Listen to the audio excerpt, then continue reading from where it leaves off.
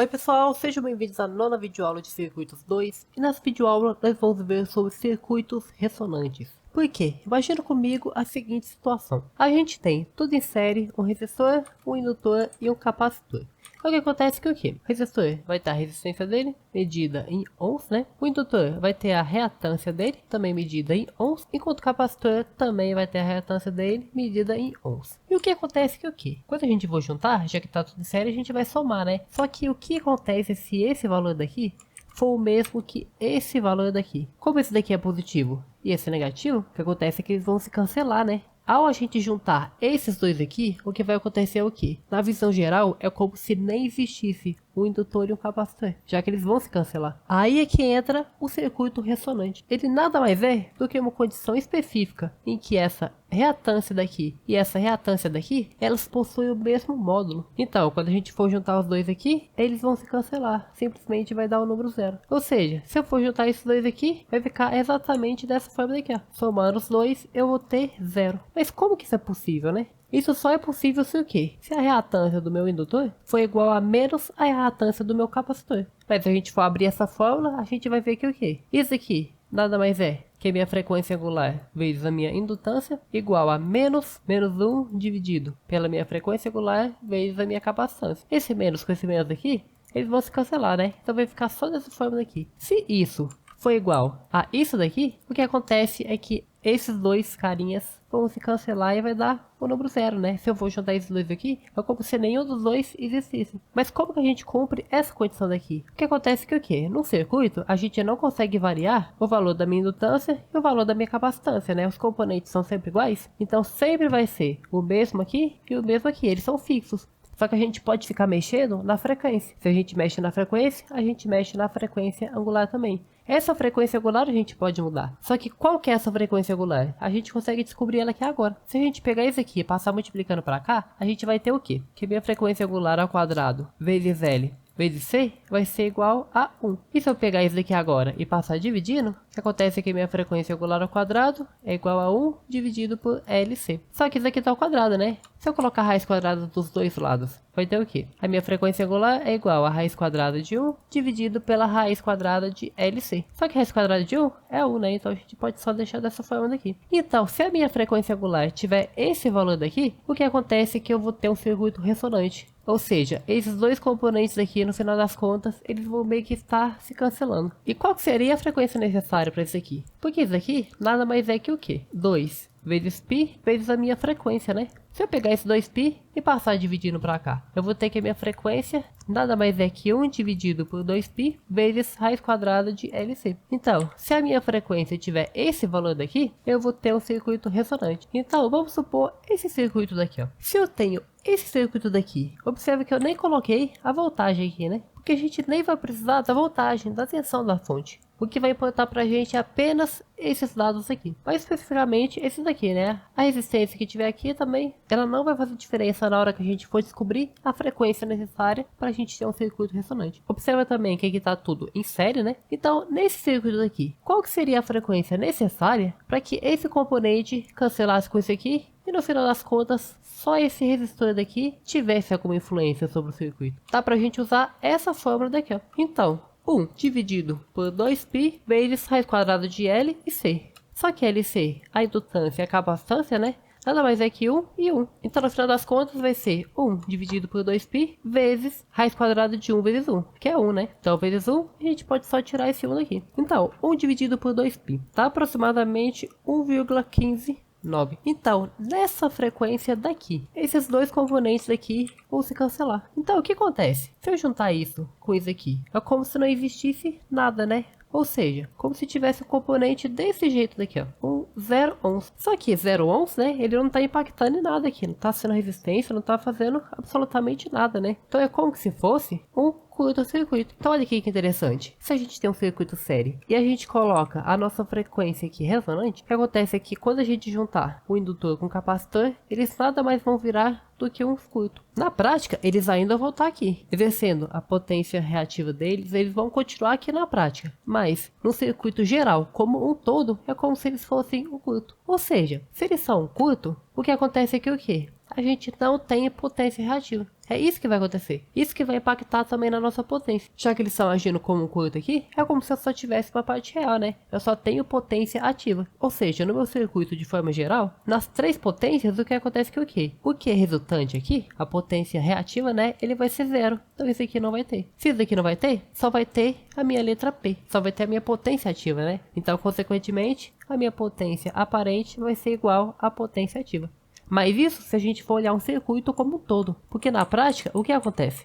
Eles ainda vão estar aqui. Ele aqui vai estar exercendo uma potência reativa. E esse aqui também vai estar exercendo uma potência reativa. Só que serão potências que quando a gente juntar, elas simplesmente vão se anular. Por exemplo, é como se esse daqui, ó, ele tivesse essa potência daqui, ó, 10 volt ampere reativo. Enquanto esse daqui tem o quê? Menos 10 volt ampere reativo. Então, esse daqui, na prática, ele tá com potência aqui, ó, uma potência reativa. Esse aqui, também na prática, ele também tá com uma potência reativa. Só que no circuito como um todo, quando a gente for juntar essa potência com essa aqui, eles vão se cancelar. É isso que tá acontecendo. Mas nesse exemplo daqui, o que acontece é que eles estão em série, né? Mas e se fosse um circuito em paralelo? No circuito paralelo, o que ia acontecer? Quando a gente fosse juntar esses dois aqui, a gente usar aquela fórmula lá, né? Produto pela soma. Ou seja, a reatância de um vezes a reatância do outro, mais a soma desses dois aqui, né? Só que o que acontece? Observe que aqui, ó, tem uma soma aqui. E nessa soma daqui, quando a gente usa essa frequência daqui, o que acontece é que ela dá zero, não é? Ou senão, na vida real, um número muito próximo de zero, tendendo a zero, né? Então, o que acontece? A gente tem uma multiplicação aqui, e essa soma daqui, assim como a gente viu no circuito de série, se a gente somar com aquela frequência lá, vai dar zero, ou um número muito próximo de zero. Então, o que acontece é que a gente vai ter alguma coisa aqui que a gente não sabe o que é, dividido por um número extremamente próximo de zero. Isso aqui vai acontecer o quê? Vai tender ao infinito. Se isso aqui vai tender ao infinito, o que acontece é que o quê? Quando a gente for juntar esses dois aqui, a gente vai ter como se fosse uma impedância extremamente grande aqui, ó. E o que acontece quando a gente tem uma impedância extremamente grande? A corrente simplesmente não vai passar por aqui, né? Se ela não tá passando por aqui, ela só vai dar preferência para passar pelo caminho mais fácil, que seria esse aqui, né? O que acontece é que ela simplesmente ficaria só passando aqui. Se ela só passa aqui, é como se essa parte daqui tivesse um buraco, né? É como se realmente fosse um circuito aberto. Então olha aqui que interessante.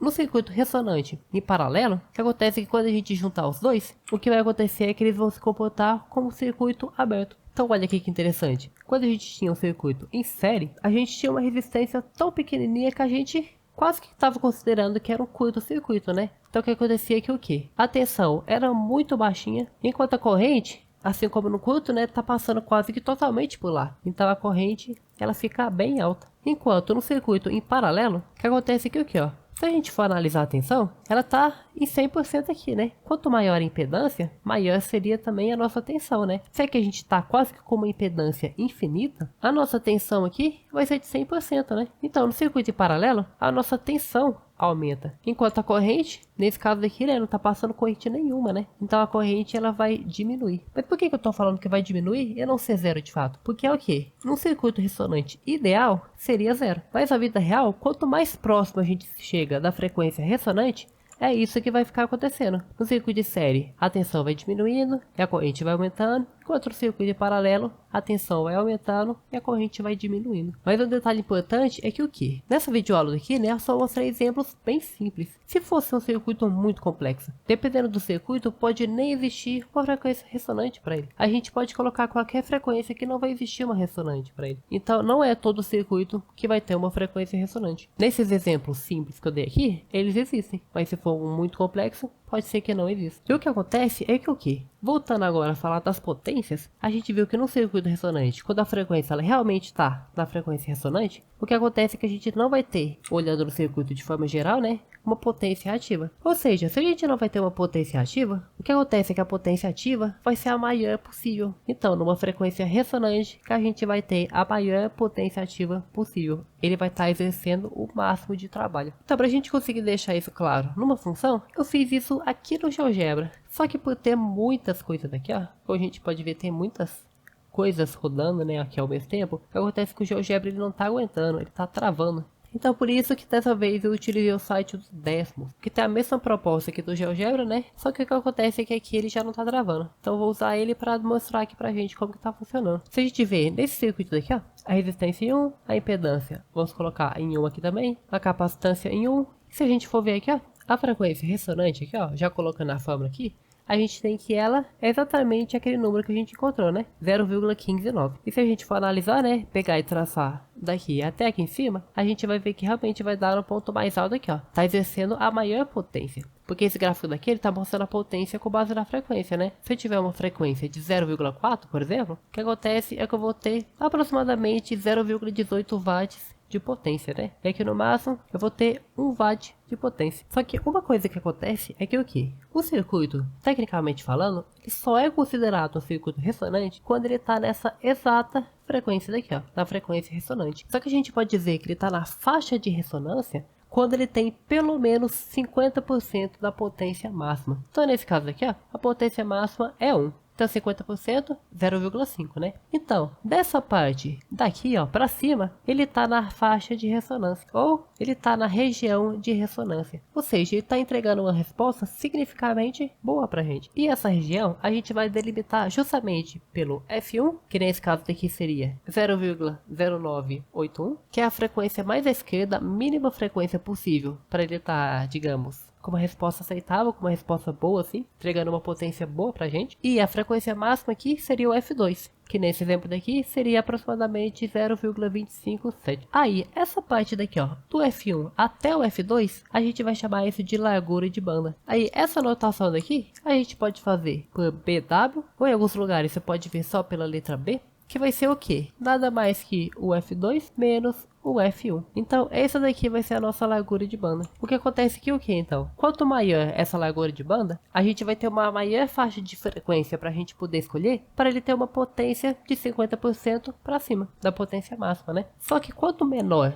for essa largura de banda daqui, quanto menor for essa diferença daqui, né? Aí a gente vai ter menos frequência para a gente poder escolher. Um exemplo aqui, ó. Nesse exemplo daqui, a gente tem qualquer uma dessas frequências aqui para a gente escolher, já que dá 50% para cima. Só que, e se eu mexer um pouquinho aqui nos números aqui, ó? Eu vou colocar a minha resistência na metade aqui, ó. Vou colocar em 0,5. Agora olha aqui o que aconteceu. A potência máxima subiu para 2. Então o que acontece aqui é o que? Metade da potência agora é o número 1. Observe que diminuiu a faixa aqui, ó. A gente tem menos frequências aqui que a gente pode escolher, tá vendo? Para que ele dê 50% da potência máxima para cima. E só para não parecer que foi por causa do zoom que eu dei, ó. Tirando aqui, ó. Voltando pro 1. E observando aqui, ó. Dá para ver que realmente esse espaço aqui, ó. A gente tem um intervalo maior aqui, né? A nossa largura de banda é maior aqui. Só que o que acontece é que o que? Essa largura de banda daqui, ó, dessa forma daqui, é um pouco difícil da gente achar, né? Que a gente vai ter que achar essa frequência 2, essa frequência 1 aqui também, e fazer a diferença entre elas. Então por isso vem o que? O chamado fator de qualidade, que também é representado pela letra Q. Só cuidado para você não confundir com potência reativa. Esse fator de qualidade daqui, ó,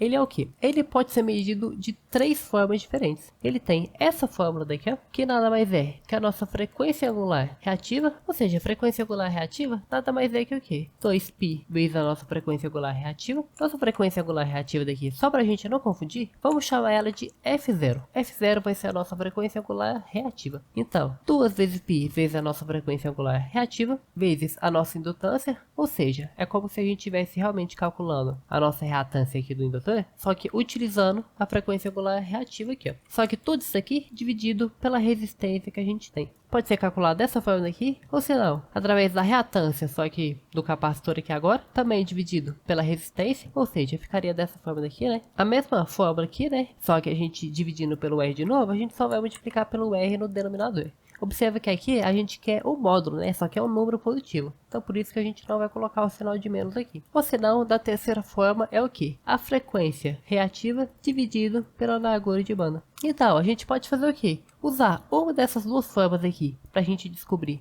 que é o nosso fator de qualidade. E a partir disso, a gente usar essa terceira fórmula para a gente saber qual que é a nossa largura de banda. Porque o que? Se o nosso fator de qualidade é esse daqui, o que acontece é que a gente pode só pegar a nossa largura de banda, passar multiplicando para o outro lado, e o que? A gente passar dividindo para cá, a gente já vai ter a nossa largura de banda, né? Então essa aqui é uma forma mais fácil da gente conseguir encontrar ela. E também, por essa relação daqui, ó, a gente consegue observar uma coisa muito interessante, que eles são inversamente proporcionais. Ou seja, quanto maior for o nosso fator de qualidade, menor vai ser a nossa largura de banda.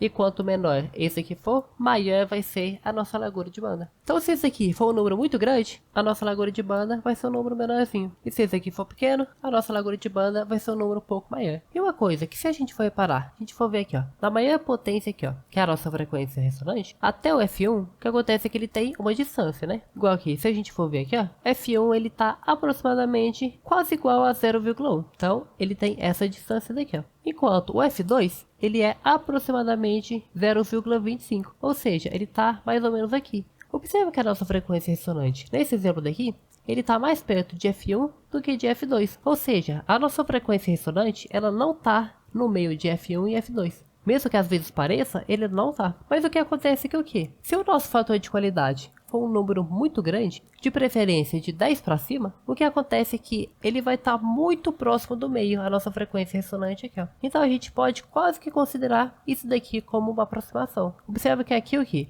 Se eu fosse considerar isso daqui como aproximação, o que acontece é que minha potência de F1 e minha potência de F2, ela não tá sendo a metade aqui, né? Era para ser 0,5 nos dois, só que esse daqui não é 0,5 e esse aqui também não. Mas e se o fator de potência, ele for de 10 para cima? Se a gente mexer um pouquinho aqui, ó, eu diminuir essa resistência daqui, vou diminuir ela para 0,1, isso já aumentou o nosso fator de potência para 10. Agora observe aqui, ó, a potência máxima está sendo 10. Agora, se a gente for olhar aqui, ó, F1 e F2 já está bem mais próximo do F1 e F2 verdadeiro, quando a gente usa essa aproximação daqui, ó, que vai ser mais ou menos a metade da largura de banda para a esquerda, né, como se esse aqui estivesse no meio, e a metade da largura de banda para a direita. E como a gente pode ver aqui também, a potência de F1 e a potência de F2 está quase no meio. Se a gente conseguir aumentar mais ainda essa largura de banda. Então aqui, por exemplo, eu vou pegar a indutância e aumentar aqui para 10. Agora o nosso fator de potência aumentou para 31. E como a gente pode ver aqui agora, a nossa potência de F1 e F2 ficou bem mais próximo de realmente a metade. Ou seja, quanto maior for o nosso fator de qualidade, o que acontece é que a gente pode assumir essas aproximações aqui como se realmente fosse uma forma de medir F1 e F2. E só reexplicando essa fórmula daqui, para caso tenha ficado confuso, a única coisa que está acontecendo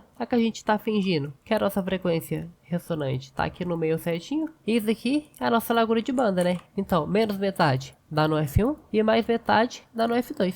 Por isso que a gente faz isso aqui, ó. Pega a frequência ressonante, que aqui eu só apelidei de F, né? Mas é o F0. Eu tiro metade para achar o F1, somo metade para achar o F2. Só que o que acontece é que não é dessa forma daqui na vida real. Dependendo do fator de qualidade, isso daqui fica bem preciso. Mas se o fator de qualidade for um número grande, de preferência de 10 para cima, a gente pode usar essa aproximação que fica bom. Fica até que bem preciso aos valores reais de F1 e F2. Uma forma mais fácil de a gente calcular, né? Mas então, essa foi a videoaula de circuitos ressonantes. Eu espero que tenha dado para entender tudo. Qualquer dúvida, deixe nos comentários. Bons estudos e até a próxima videoaula.